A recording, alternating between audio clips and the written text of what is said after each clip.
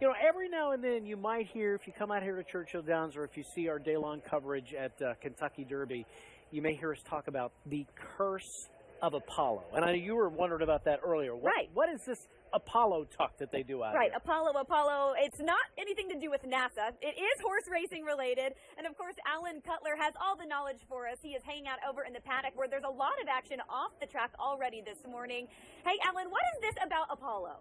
Well, it's kind of interesting. Now, the CNC team that you are, you could have purchased Apollo in 1882, the month before the Derby, for $900.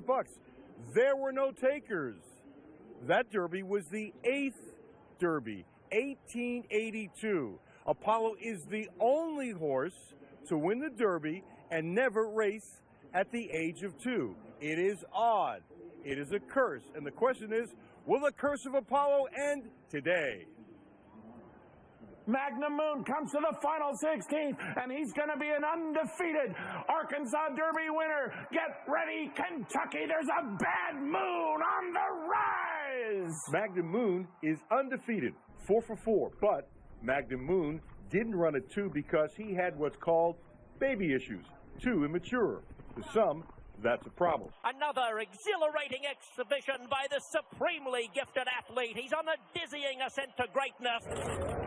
Justify is also undefeated. All 3 races were this year. To some, that's a problem.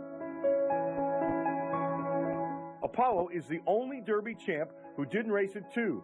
What's crazy is Apollo wasn't highly regarded. The month before, you could have bought him for $900. Apollo has become a legend. Remember the curse from 1945 when the Cubs wouldn't let the Billy Goat into a game? The Cubs would never win the World Series. Or with Babe Ruth, the curse of Bambino on Boston from 1918 when the Babe was traded from Boston to the Yankees. Both curses were broken. This is the curse of Apollo. Try and use your imagination for Apollo's Derby. In the stands were veterans of the Civil War. They said it was a big crowd, estimated at 15,000. Today, we all know the Derby is run on the first Saturday in May. Not back then. It was the 3rd Tuesday. There was no starting gate.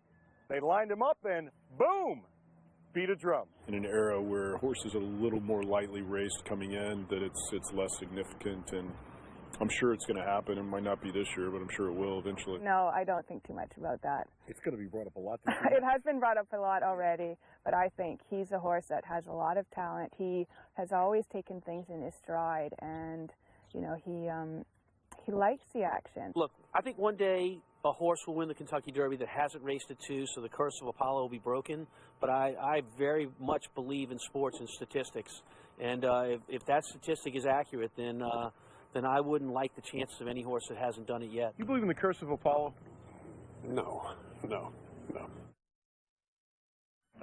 My buddy Dale Rome is no. By the way, Baffert with his 4 Derby wins, guess what? He was the last to almost beat the curse. 2012, Bodemeister in the stretch was winning, but no. Bodemeister ran out of juice. And as far as the Apollo Derby, the horse that finished ninth, there is no name in the record books for the horse that finished 9th. Now, as far as Bob Baffert, he says, forget the curse. He doesn't believe in it. But Bob Baffert is a little different when it comes to one other thing. He's superstitious. He can't stand, he hates black cats.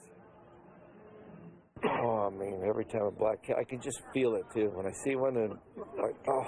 Seriously? Yeah, I'm telling you, there's the only thing that gets me is those black cats. It's happened to me. Point given, on the way out to the track that day, the black cat ran in front of him. Reared up.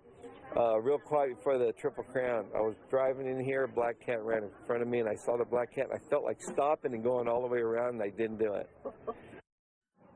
Bob Baffert, 2 of the biggest losses in his life on the track, and he believes the black cat had something to do with it. Go figure. To the backside. Let's go to Charlie and Mr. Keith Farmer, guys. Thank you, Alan. Do you remember how that race broke down with Apollo? You were there. That was the first one you covered, right?